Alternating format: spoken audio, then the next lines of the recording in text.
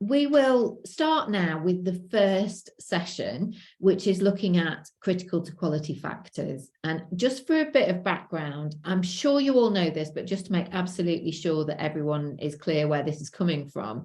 ICH, the International Council for Harmonisation, currently has this GCP renovation project ongoing, which is looking at two documents. There is E8, which is General Considerations for Clinical Research, and E6, which is the Good Clinical Practice Guidance document.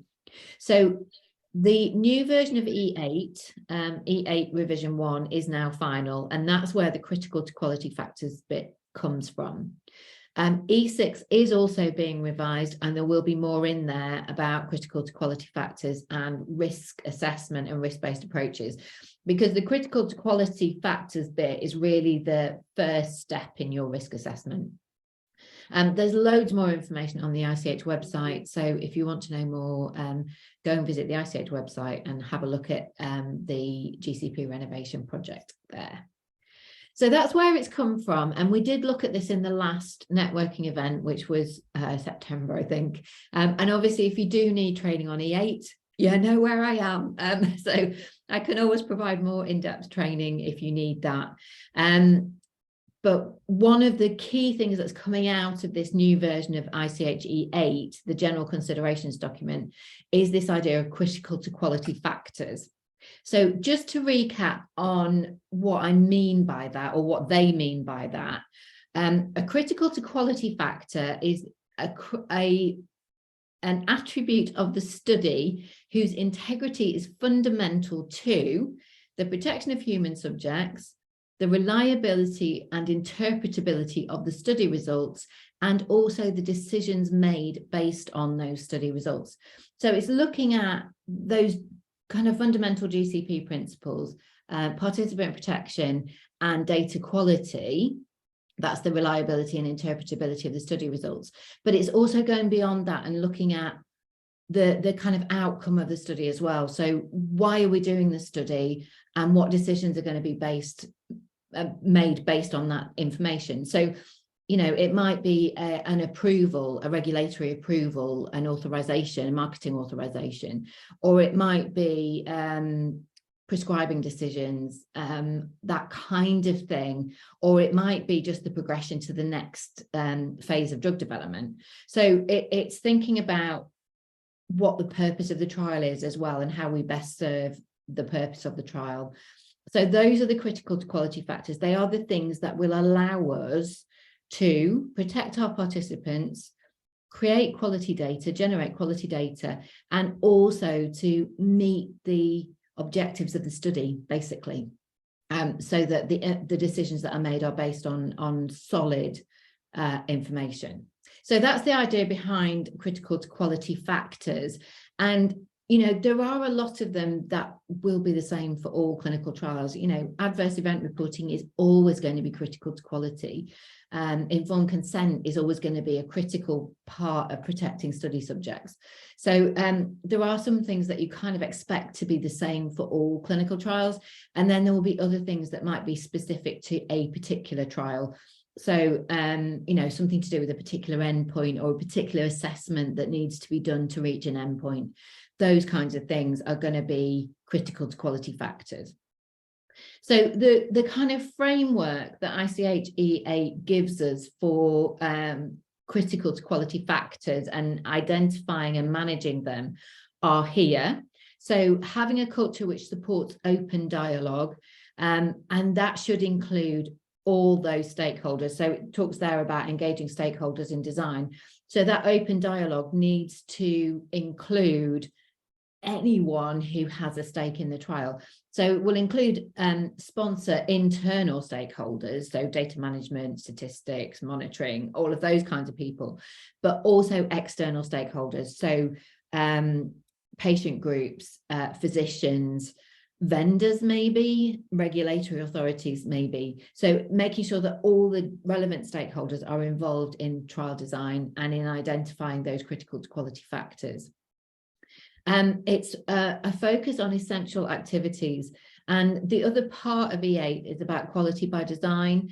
and designing clinical trials that are simpler than we've been used to, and allow us to really answer the question that the trial and the objective that the trial is there for.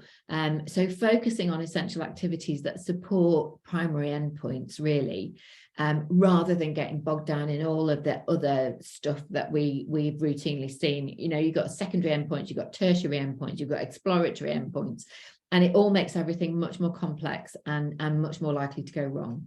So it's that focus on essential activities and a simplified protocol.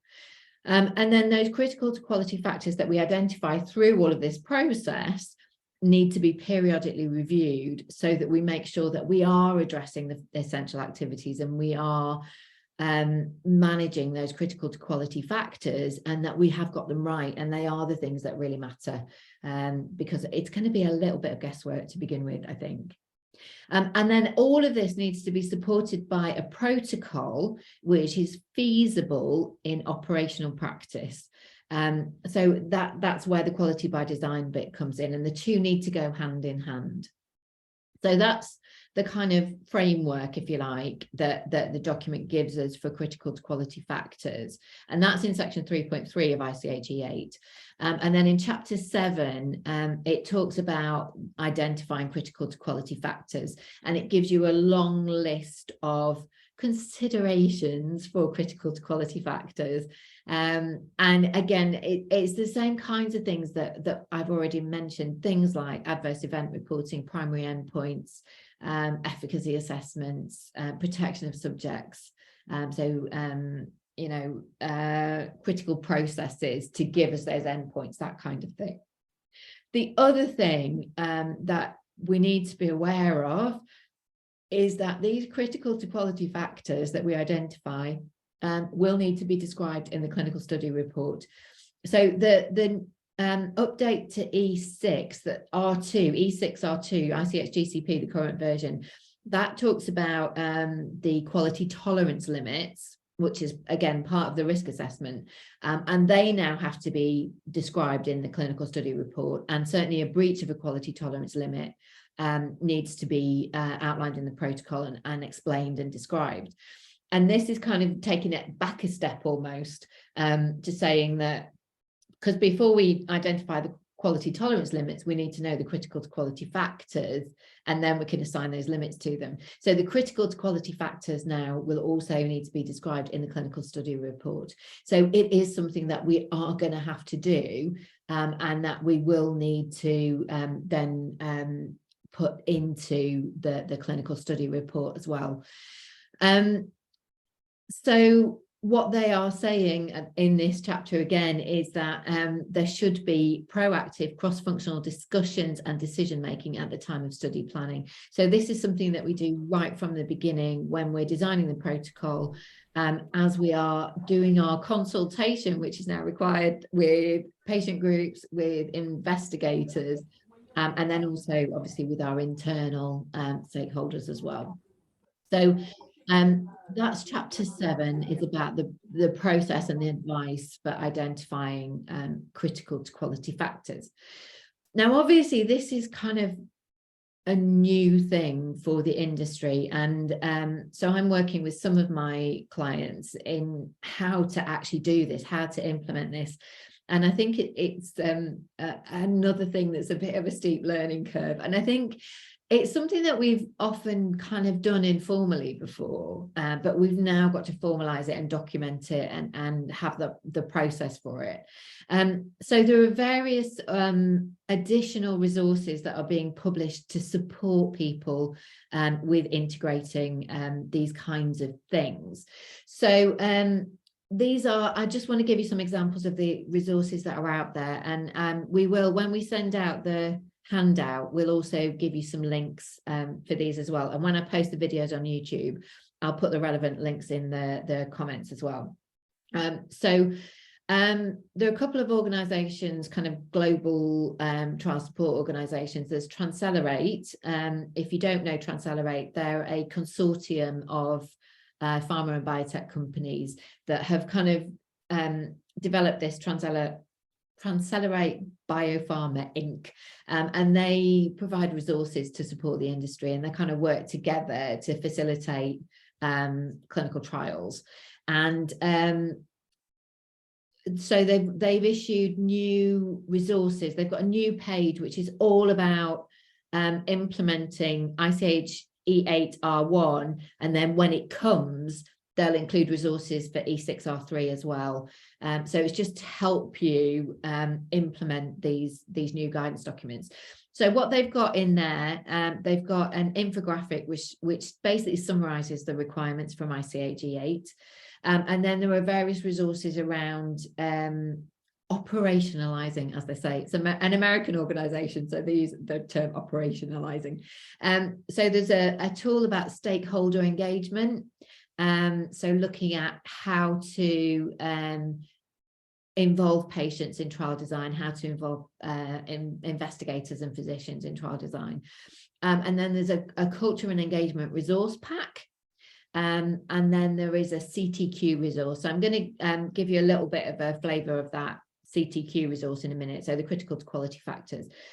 So it's really again, it's like a framework that you can use to help you identify critical to quality factors. So that's one. I'm just going to give you a couple of examples from that in a minute. And then there's also the Clinical Trials Transformation Initiative, CTTI, and they've published a document on critical to quality factors, which is just kind of like additional information and guidance kind of document. So again, we'll give you links for all of these, but it's just to make you aware that they're there. And then I do quite a bit of work with a company called Syntegrity, and they are a specialist risk-based quality management software provider. But they've got loads of resources on their website as well. There's a really helpful blog. And again, they've got an infographic around ICH E8, and they've got loads of stuff on risk-based quality management. And they also provide a lot of training as well. So if you need more detailed training on the whole RBQM bit, they do that as well. And it's not focused on their own tools. They do provide kind of more generic training, but obviously they do have their software as well. So we'll give you links for all of those resources, but I just wanted to pick up on one of them, which is the Transcelerate CTQ resource, the critical to quality factor resource.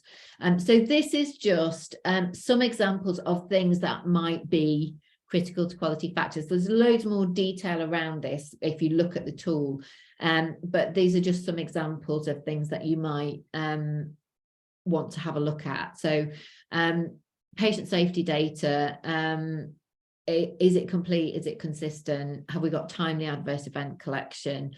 Do we need to track loss to follow-ups and follow them up? So, you know, you can't put all of these in because you can't have hundreds and hundreds of critical to quality factors. You've got to narrow it down. But if there's anything that is particularly difficult for this patient population, or if you're maybe using a new tool for adverse event collection, or if you've got adverse events of special interest, for example, then they might become critical to quality factors that are different from others. Eligibility criteria, so inclusion and exclusion criteria.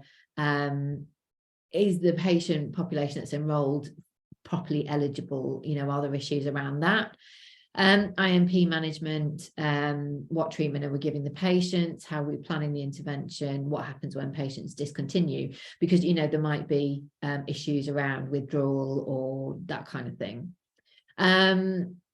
Study endpoints, primary and secondary endpoints, you know, how are we collecting them, how are we assessing them, you know, are we using biomarkers, are we using a procedure that is new to investigators or is slightly different from the way they'd normally do it. Sample management, collection, handling, shipping, storage of samples, particularly maybe if you've got very specialized storage requirements or preparation of the samples before they're shipped off to the lab. Study design, number of participants, trigger for analysis, comparator arm appropriateness. And you know, I think we've got to be careful because, like with risk assessment, you could end up with 200 critical to quality factors, and that's not going to actually help anything.